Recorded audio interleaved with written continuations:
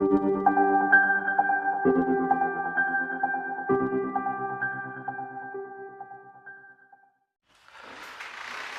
alaikum everyone, how are you all?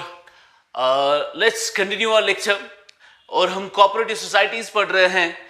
Cooperative societies में last lecture में we had completed the advantages of cooperative societies.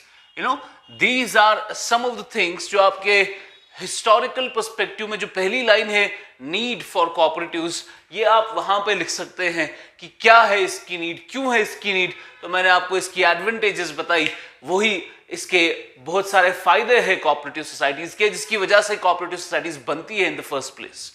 आज हम इसके कुछ नुकसानात देखेंगे कोऑपरेटिव सोसाइटीज के. उसके बाद will continue our cooperative movement, the historical perspective of cooperative movement, जहां पर उसका ओरिजिन, फिर development in the world as well as in India, धीरे धीरे प्री इंडिपेंडेंस, पोस्ट इंडिपेंडेंस, वो सारा हम कवर करेंगे. फाइन. तो आज का टॉपिक है आपका the disadvantages of cooperative societies. Now disadvantages में हमारे पास बहुत सारी डिसएडवांटेजेस है कोऑपरेटिव सोसाइटीज के. आपको जब पूछा जाएगा इंटरव्यू में, बिकॉज इस एग्जाम का इंटरव्यू भी है और ये सारी चीजें इंटरव्यू के लिए भी जरूरी है, आपको पता होनी चाहिए कि इससे फायदा क्या है और नुकसान क्या है.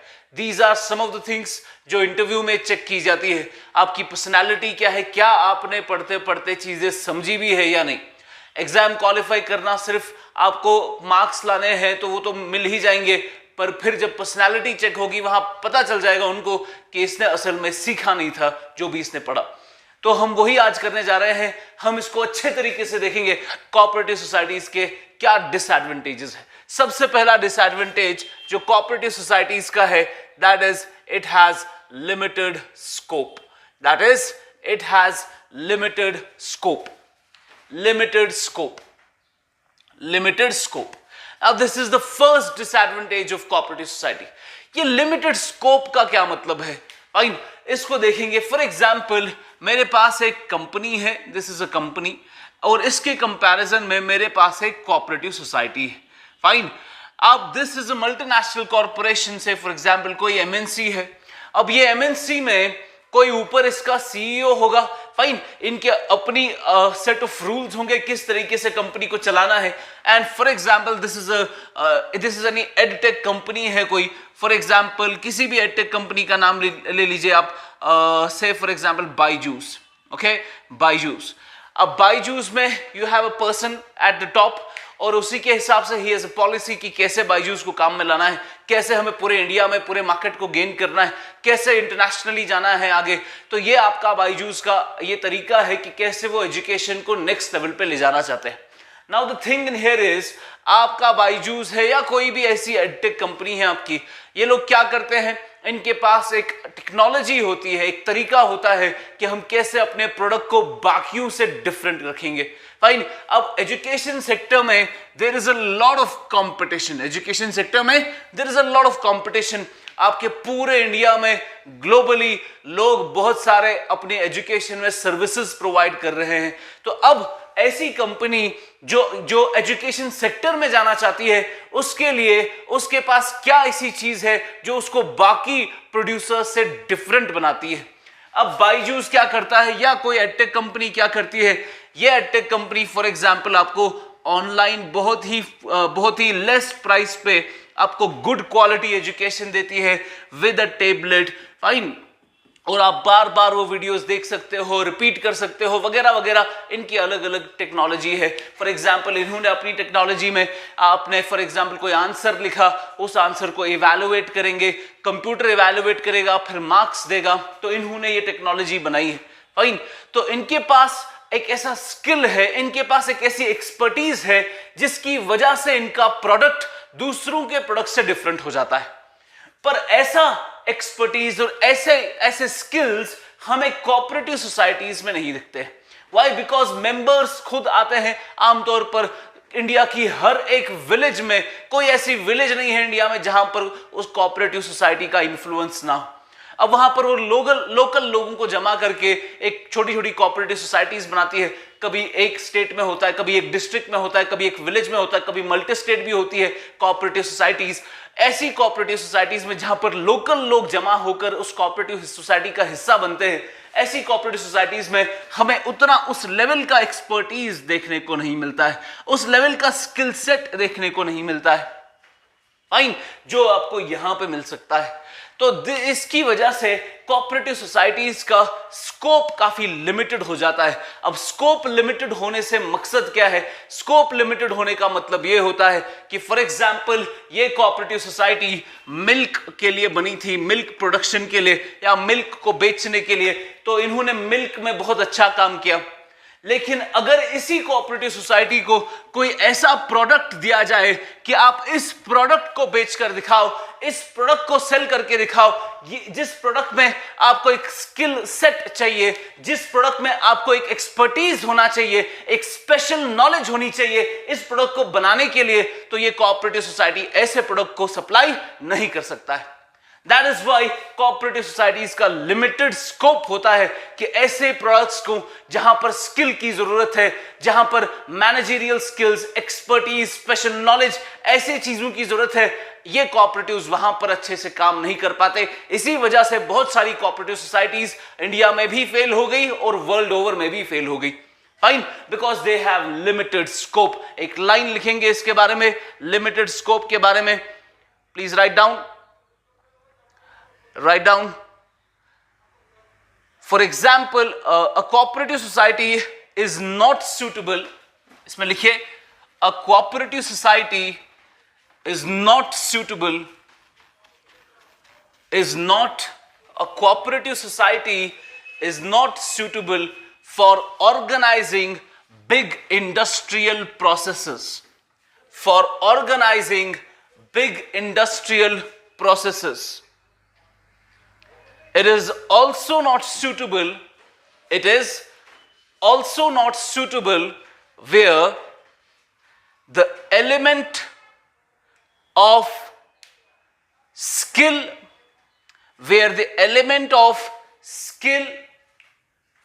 is required,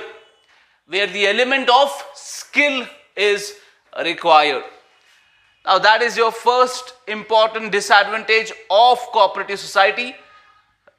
उसके बाद number 2, limited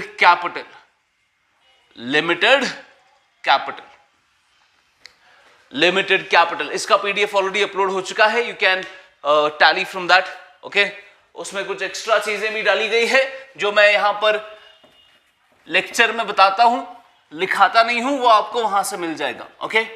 now limited capital, तो कोऑपरेटिव सोसाइटीज का लिमिटेड कैपिटल होता है। लिमिटेड कैपिटल से क्या मतलब? अब कोऑपरेटिव सोसाइटी है किसी पर्टिकुलर विलेज में, विलेज ए में ये कोऑपरेटिव सोसाइटी बनाई, जहां पर लोकल लोगों को हमने लिया और उनकी वजह से ये कोऑपरेटिव सोसाइटी बन गई।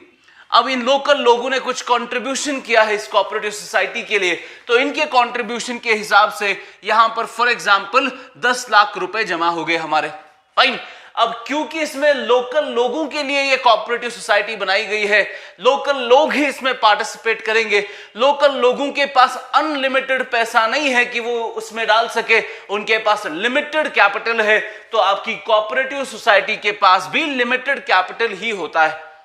तो इसके पास पैसा ज्यादा भरपूर नहीं होता जैसे कि कंपनीज के पास होता है, जो पूरी दुनिया में अपने शेयर्स को बेचती है और पैसा इकट्ठा करती है, fine. So that is why cooperative societies have limited capital, because इसमें ये लोकल एरिया के लिए, पर्टिकुलर रीजन के लिए, पर्टिकुलर डिस्ट्रिक्ट के लिए, पर्टिकुलर स्टेट के लिए इसका एक पर्टिकुलर एरिया होता है और वहां से लोकल लोग ही इसका हिस्सा बनते हैं। इसकी वजह से कंट्रीब्यूशन भी लिमिटेड होगा और टोटल कैपिटल भी लिमिटेड होगा, फाइन। इसीलिए कोऑपरेटिव सोसाइटीज को आए दिन क्रेडिट सोसाइटीज की मदद पड़ती है, यानी उनको क्रेडिट यानी कर्जे की जरूरत पड़ती है, because they have limited capital. इस पॉइंट को लिखिए, limited capital.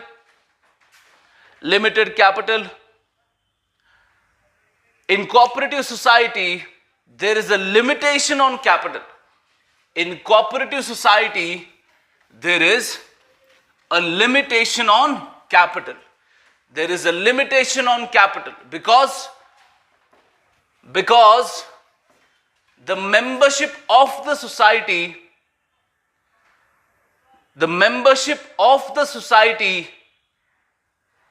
is limited only up to local people,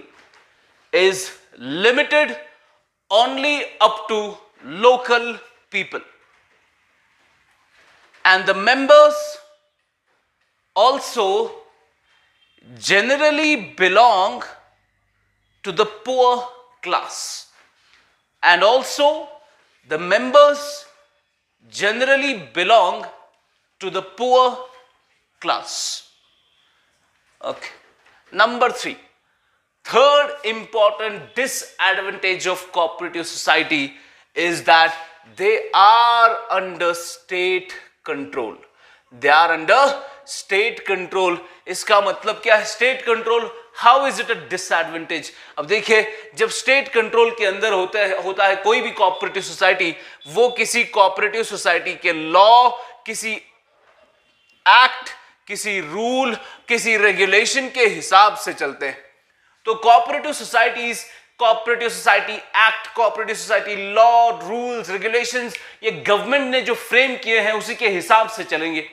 now the point in here is, in rules के हिसाब से कोऑपरेटिव सोसाइटीज को आए दिन अपना ऑडिट करना पड़ता है, रिटर्न्स फाइल करने पड़ते हैं, अपने एडवर्टीज करना पड़ता है, अपने रिपोर्ट्स का अपनी रिपोर्ट्स को एडवर्टीज करना पड़ता है न्यूज़पेपर्स में वगैरह वगैरह. इसकी वजह से बार बार audit and returns and reports की वजह से ये कोऑपरेटिव सोसाइटीज जो है, इस पे स्टेट का काफी ज्यादा इंफ्लुएंस होता है. इसीलिए कोई कोऑपरेटिव सोसाइटी जो पहले लोग बनाना चाहते थे, बिकॉज ऑफ दीज हर्डल्स, वो उससे कतराते हैं, वो उसको बनाने से पीछे हट जाते हैं. व्हाई? बिकॉज इसमें स्टेट का इन्फ्लुएंस है, स्टेट के रूल्स, रेगुलेशंस, लॉज, एक्ट्स उस पे एप्लीकेबल हो जाएंगे, जिसकी वजह से it will be quite difficult to run the cooperative society. तो उसकी वजह से मैंने कहा इट इज अ डिसएडवांटेज कि ये स्टेट कंट्रोल में है, स्टेट का इन्फ्लुएंस है through these laws and acts and rules and regulations, जिसकी वजह से इनको बार बार audit and returns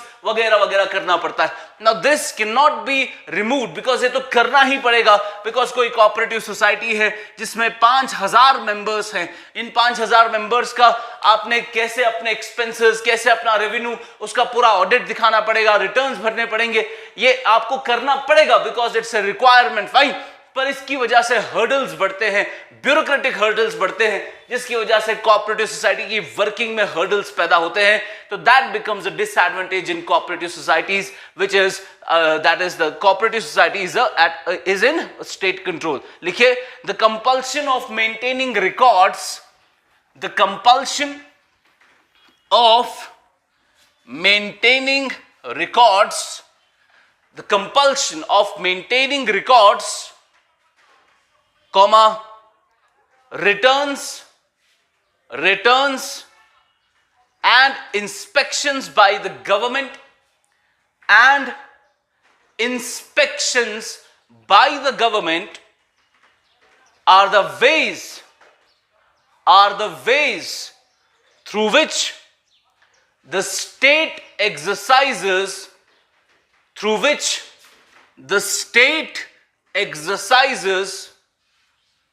control over the society. State exercises control over the society. Okay. Number 4, there is inefficient management.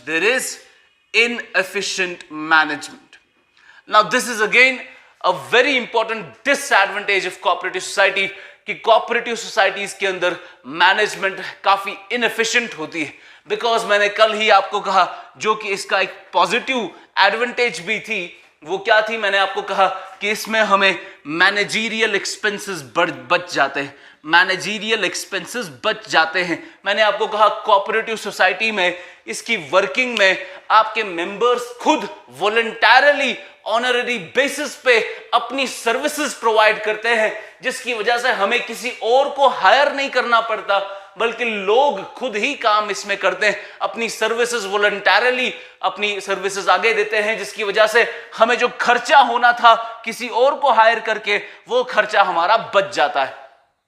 पर इसकी वजह से अगर कोई कंपनी किसी और प्रोफेशनल को हायर करती, प्रोफेशनल को हायर करने से आपकी प्रोडक्टिविटी भी बढ़ती और वो आपको अच्छे तरीके से मैनेज भी करके देता सारी चीजें, बिकॉज वो एक प्रोफेशनल है। लेकिन यहां पर क्योंकि लोग खुद ही काम करते हैं, खुद ही अपनी सर्विसेज प्रोवाइड कर रहे हैं, जिसमें उनको पर्टिकुलर एक्सपर्टीज नहीं है, स्पेशल नॉलेज नहीं है, कोई स्किल सेट नहीं है, उसकी वजह से हमें दिखता है कि कोऑपरेटिव सोसाइटीज के अंदर there is inefficient management, there is inefficient management because you do not actually hire some specialists to work for them. Fine. आमतौर पर फिर कोऑपरेटिव सोसाइटी जब बड़ी बनती है, फिर then you get along the specialists to come and join the cooperative society. But initially जब local level पे cooperative society बनती है, उसमें काफी ज्यादा inefficient management होती है, because लोग जो है वो खुद ही इसमें managerial काम करते हैं, अपनी वॉलंटरली सर्विसेज प्रोवाइड करते हैं। Fine, so that becomes N important disadvantage of cooperative society. इसी से मिलता जुलता एक और डिसएडवांटेज है, बिकॉज यहां पर लोग प्रोफेशनली काम नहीं करते, लोग खुद ही इसके मेंबर है, खुद ही इसके ओनर है, कंट्रीब्यूटर है और खुद ही इसका पैसा भी लेंगे। इसकी वजह से ये काफी सिस्टम जो है काफी मेसी सिस्टम बनता है, जिसकी वजह से इस कोऑपरेटिव सोसाइटी के अंदर देयर आर फ्रीक्वेंट क्वारल्स, यानी इनके बीच में, मेंबर्स के बीच में वो कंटिन्यूअसली लड़ते झगड़ते रहते हैं। We have seen it in India. इस इंटरनल कॉन्फ्लिक्ट्स की वजह से इंडिया में बहुत सारी कोऑपरेटिव सोसाइटीज जो बनी थी वो बंद हो गई। Why? Because of continuous rivalries and quarrels between the members of the cooperative society. That becomes another disadvantage of cooperative societies. सबसे पहले इसके बारे में एक लाइन लिखिए, then I'll move forward. Inefficient management में डालिए, the management of a cooperative society is inefficient. The management of a cooperative society is inefficient because the working members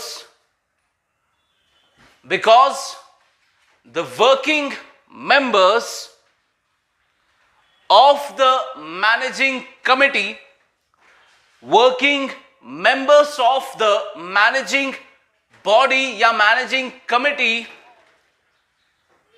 may not show a keen interest in the working of society,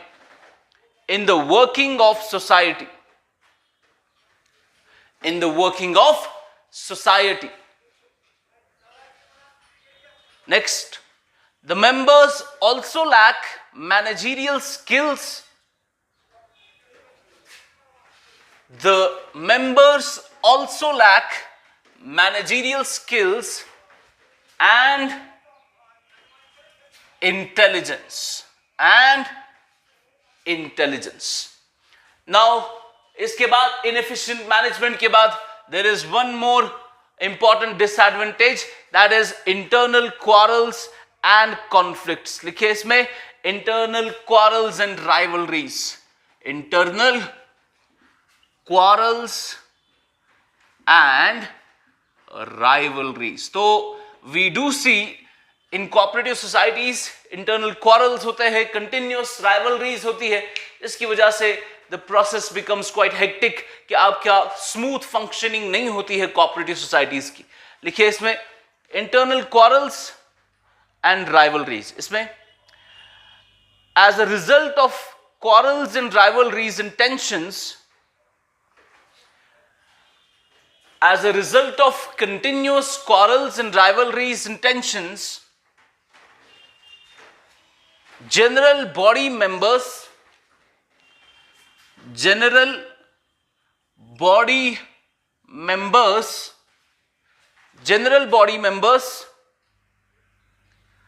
cease to take any interest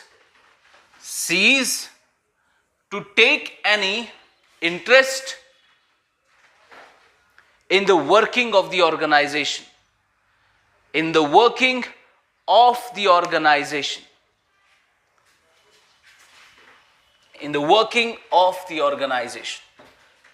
Next, number 6, absence of secrecy. Now this is a very big problem in cooperative societies, absence of secrecy. Absence of secrecy से क्या मतलब है? For example if you want to go, और आप रिलायंस इंडस्ट्रीज या टाटा मोटर्स या Tesla company या Google या फेसबुक या इंस्टाग्राम या ट्विटर, ऐसी कंपनीज के पास जाएंगे और उनकी अंदर की रिपोर्ट चाहते हैं तो आप नहीं निकाल पाएंगे, बिकॉज उनका बिजनेस सीक्रेट होता है उसमें कुछ, जिसकी वजह से वो अपनी बिजनेस में स्मूथ फंक्शनिंग होती है उनकी. So every business has a business secret. Fine, कि उसके प्रोडक्ट्स क्यों इतने अच्छे हैं. तो आपको मार्केट्स में अलग अलग गुड्स एंड सर्विसेज मिलते हैं, लेकिन कोई खास गुड एंड सर्विस आपको ज्यादा पसंद है. Why? Because the producer of that good और सर्विस, उसके पास एक खास इंग्रेडिएंट होगा और खास मैकेनिज्म होगा, कोई टेक्नोलॉजी होगी, कोई खास प्रोसेस होगा, जिसकी वजह से उसका पूरा स्मूथ फंक्शनिंग होती है और प्रोडक्ट काफी ही कमाल का बनता है. लाइकवाइज कोऑपरेटिव सोसाइटीज में भी ऐसा पॉसिबल नहीं है. व्हाई? बिकॉज कोऑपरेटिव सोसाइटीज के अंदर बिजनेस सीक्रेसी रखना बहुत मुश्किल है. Why? Because in cooperative societies में, because people are themselves involved in cooperative society, इनको ऑडिट में इनको अपनी रिपोर्ट्स पब्लिश करनी पड़ती है. रिपोर्ट न्यूज़पेपर पे पब्लिश होती है, जिसकी वजह से पूरा इनका चिट्टा बाहर आता है कि ये किस तरीके से फंक्शन करते हैं. सो कोऑपरेटिव सोसाइटीज में बिजनेस सीक्रेसी रखना is very difficult because of these reports that they have to publish.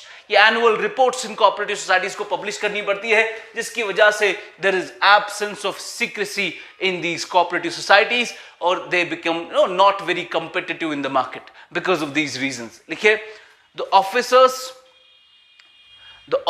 Of cooperative societies are exposed to the members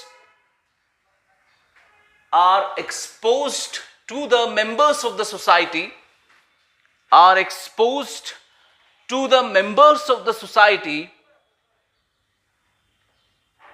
which makes it difficult for them to maintain proper secrecy.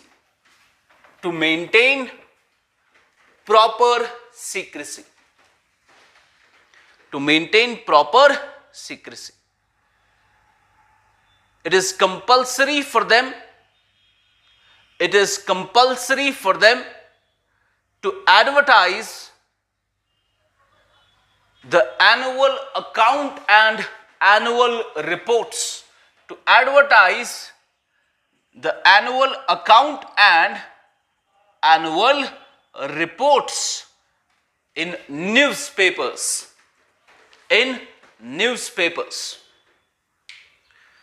Okay.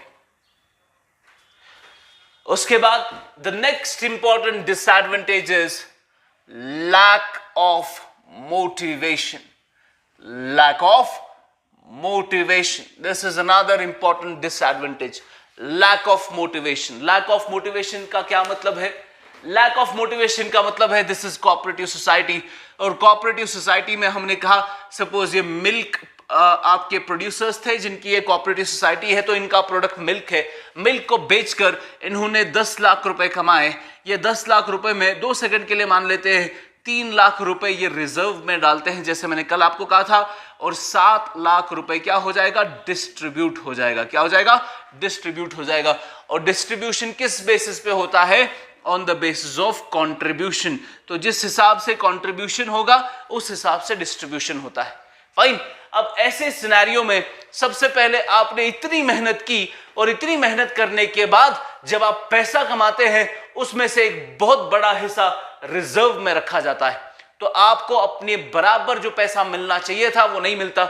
Secondly, जब आपने इतना सारा पैसा किया तो हर कोई member जो आपकी जनरल बॉडी में है या मैनेजिंग कमेटी में है, हर कोई तो इक्वल काम नहीं करता. लेकिन जब डिस्ट्रीब्यूशन होगा पैसे का, वो डिस्ट्रीब्यूशन कंट्रीब्यूशन के हिसाब से होगा कि किसने कितना कंट्रीब्यूट किया. लेकिन जो एफर्ट्स डाले जाते हैं उन एफर्ट्स और रिवॉर्ड्स के बीच में there is a drastic difference between efforts and rewards. यानी जितना जो एफर्ट करता है उसको उसके हिसाब से रिवॉर्ड नहीं मिलता है. बिकॉज डिस्ट्रीब्यूशन कंट्रीब्यूशन के हिसाब से है कि किसने कितना पैसा लगाया था इसमें, फाइन, उस हिसाब से उसको डिस्ट्रीब्यूशन में पैसा चढ़ेगा। और कुछ पैसा तो पहले रिजर्व ही रखा जाता है, तो डिस्ट्रीब्यूशन में आपको एक नॉमिनल सा पैसा मिलेगा, जिसकी वजह से इसमें पैसा जब नहीं मिलेगा, आप मेहनत कर रहे हैं, कंटिन्यूअस मेहनत कर रहे हैं, कंटिन्यूअस एफर्ट्स कर रहे हैं, लेकिन आपको रिवॉर्ड्स उतने नहीं मिल रहे जितने मिलने चाहिए थे। बिकॉज ऑफ दीज रीजंस ऐसे मेंबर्स में ऐसे members of these cooperative societies they actually get demotivated, उनमें लैक ऑफ मोटिवेशन हो जाता है कि वो इतना ज्यादा काम करने के बाद भी उतना नहीं कमा पाते जितना वो आइडियली कमाना चाहते हैं। This is the lack of motivation in cooperative societies. It has also been a big reason for shutting down of big cooperative societies in India as well as abroad। वो हम पढ़ेंगे आगे। फिलहाल के लिए आप ये लिखिए lack of motivation, lack of motivation। There is a lack of motivation for the managing committee. There is a lack of motivation. There is a lack of motivation for the managing committee and other staff members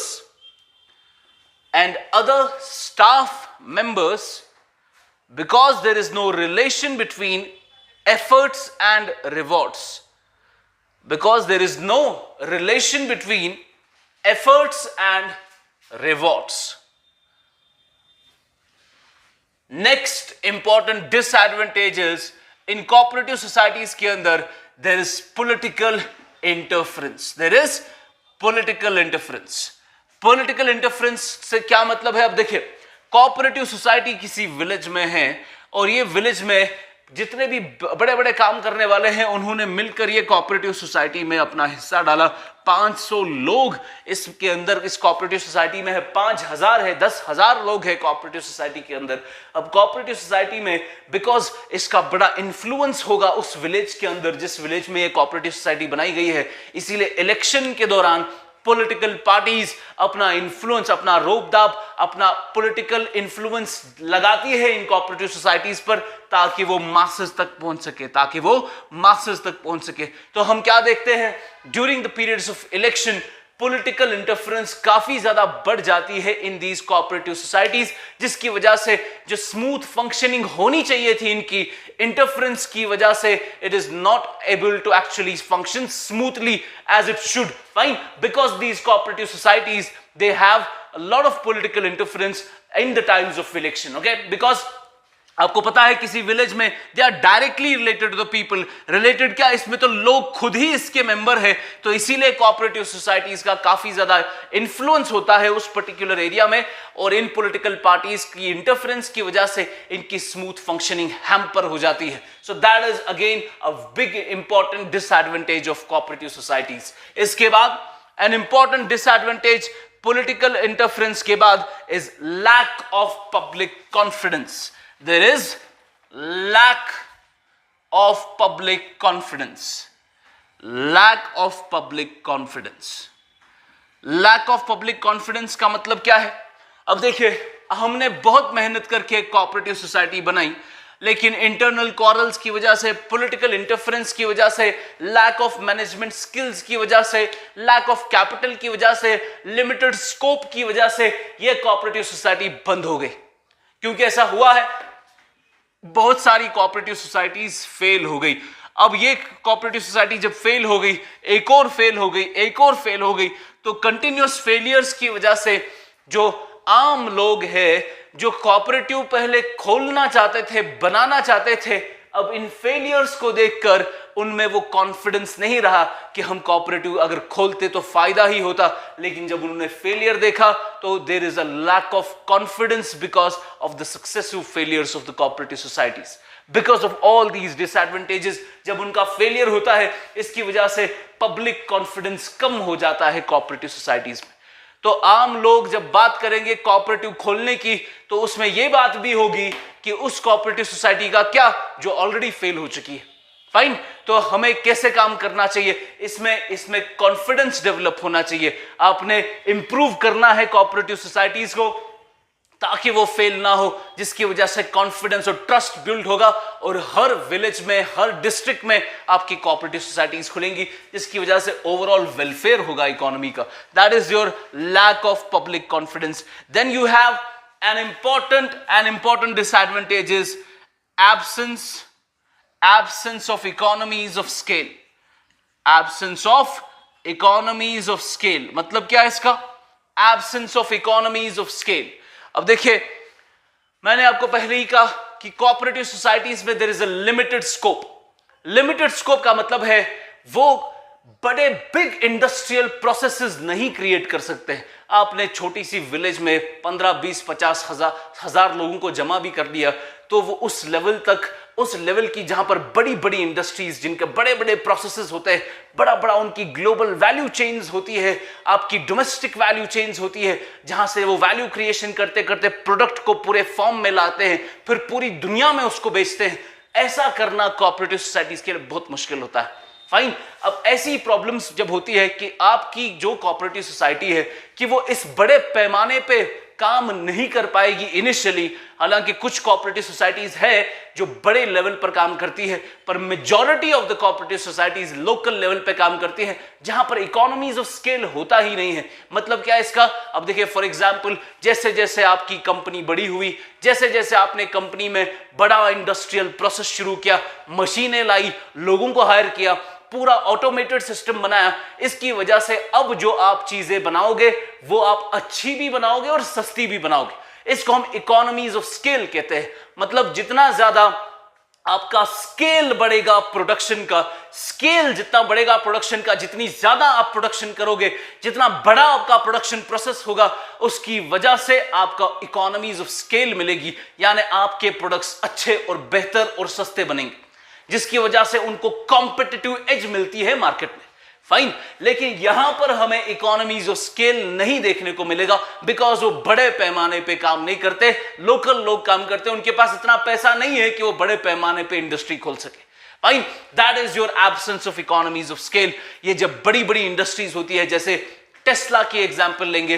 Tesla ने जब अपनी electric manufacturing cars बनाना शुरू किया, fine, तो cars जो electricity पे चलती है, तो उन्होंने वो कार्स बनाना जब शुरू किया तो फैक्ट्री छोटी थी, तो वो कभी भी अपनी कार्स को सस्ते और अच्छी प्रोडक्शन के हिसाब से लोगों तक नहीं पहुंचा पाते थे. अब उन्होंने गीगा फैक्ट्री बनाई है, उन्होंने 2 बड़ी बड़ी फैक्ट्रीज बनाई है जहां पर हर दिन हजारों गाड़ियां प्रोड्यूस होती है. एक तो अच्छी गाड़ियां और साथ ही साथ आपकी सस्ती गाड़ियां भी प्रोड्यूस होती है. अब जाके टेस्ला के प्राइसेस काफी कम हो गए गाड़ियों के, बिकॉज उनके पास इकोनॉमीज ऑफ स्केल मिला उनको. फाइन. जितना बड़ा आपका प्रोडक्शन प्रोसेस होगा उतनी ज्यादा आपको इकोनॉमी ऑफ स्केल मिलेगी, लेकिन आपके कोऑपरेटिव सोसाइटीज में वो कैपेसिटी नहीं है कि वो उस लेवल पर काम कर सके. फाइन. उसके बाद there is one more disadvantage in cooperative societies, that is restriction of number. Restriction of number. Restriction of number. What is this?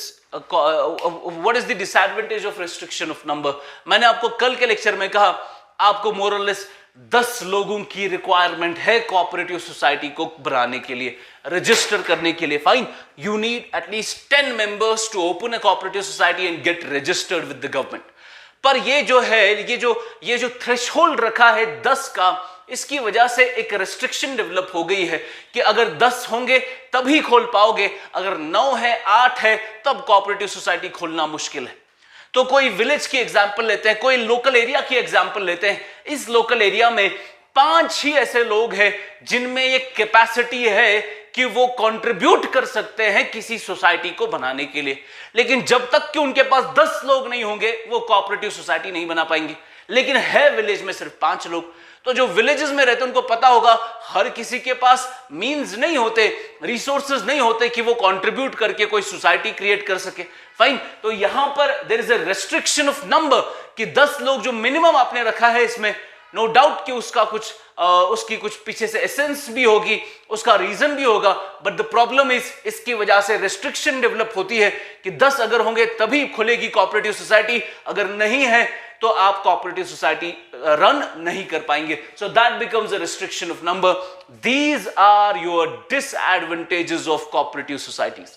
सो हमने अब successfully advantages as well as disadvantages बहुत ही डेप्थ में कवर किया.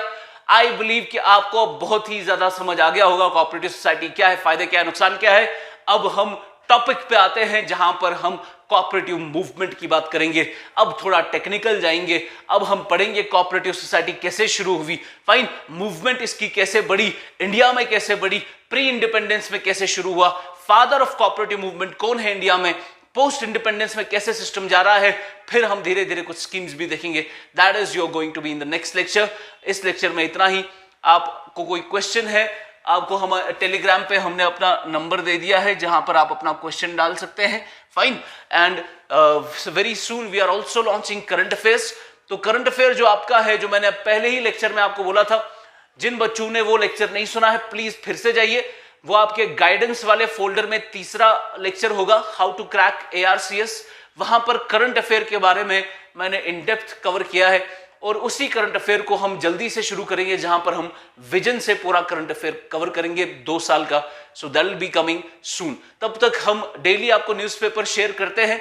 Newspaper पढ़ा कीजिए. आपको अगर न्यूज़पेपर पढ़ने में 3-4 घंटे लगते हैं तो इसका मतलब है आपका न्यूज़पेपर पढ़ना सही नहीं है. न्यूज़पेपर पढ़ने में एट मोस्ट आपको 90 मिनट्स लगने चाहिए. फाइन, 90 मिनट्स लगने चाहिए. तो आप जाइए. अब YouTube पे there are millions of videos regarding how to read newspaper. आपको बहुत सारी गाइडेंस वहां पे मिल जाएगी. तो आपको बस मैं ये बोलूंगा 2-3 घंटे इस पे स्पेंड करने की जरूरत नहीं है. You are not preparing for UPSC. आपको JKPSC का एग्जाम देना है, इसीलिए 90 मिनट्स यानी 1.5 घंटे में आप उसको वाइंड अप करो और उतना जितना आप नॉलेज एक्वायर कर सकते हो उसके साथ साथ नोट्स भी बनाओ. फाइन. नोट मेकिंग पर मैं अगले लेक्चर में आपको एक टिप दूंगा कि नोट मेकिंग हम कैसे करते हैं, वो हम अगले लेक्चर में देखेंगे. इसमें let's conclude the topic. Thank you so much. Bye.